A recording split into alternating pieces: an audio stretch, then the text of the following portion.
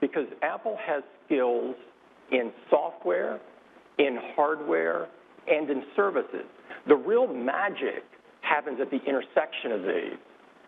And Apple has the ability on all three of these spheres to innovate like crazy and really cause magic.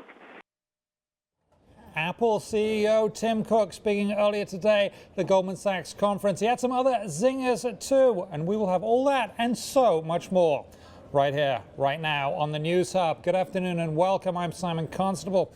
With the news from Tim Cook, we have Jessica Lessin, who joins us now from San Francisco, California. And there she is. Hi, Simon. Thank you for being there. So, that's where the magic happens. He said some other stuff, right? Yep, so Tim, he kind of proved why he's a morning person, which is his reputation for getting up early, because he had a lot of energy this morning at the Goldman Sachs Tech Conference. He talked about lots of different areas of the business, didn't say anything incredibly new or noteworthy, but gave us a lot of material to walk through. Now, he also talked about the shareholder spat. He's getting pressured by David Einhorn of Greenlight Capital to do some interesting maneuvers on their balance sheet. What did he have to say about that? So he basically called Greenlight Capital Einhorn's lawsuit against the company a silly sideshow to this issue and sort of wish they could move beyond it. It's kind of complicated. Greenlight is suing Apple actually over the structure of its proxy and how it's sort of written.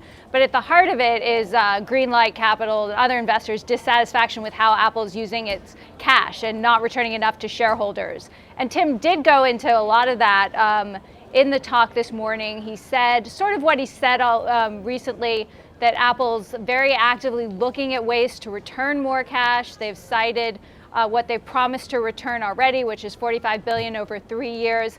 And he's just stuck to the we're looking at it and stay tuned kind of approach to that question. And to add into that, I mean, he added on to it's a silly sideshow, honestly, ...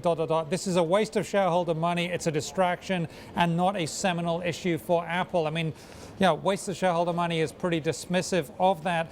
He also had some interesting stuff to say about cannibalization, and let's hear that right now. If you look at when we came out with iPad, what did people worry about? They worried, oh my God, you're going to kill the Mac. What have you done? You're stupid. And so the cannibalization question raises its head a lot. And the truth is we don't really think about it that much. Because our basic belief is that if we don't cannibalize, someone else will.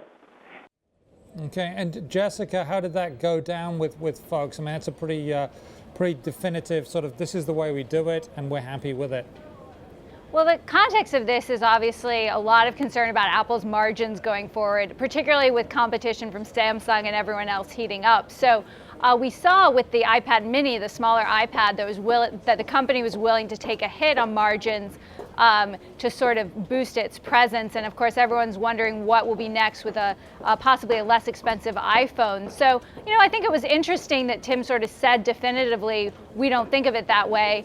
You know, the other side is this is a company that's notoriously pays sort of hard on its margins, and it's tough on suppliers. So you can bet there are a lot of people within the company working and worrying about those margins. But it's interesting that I guess in terms of the long-term strategy, the company is going to move ahead with products, even that maybe cannibalize some of its earlier ones. The iPhone's probably a good example of that.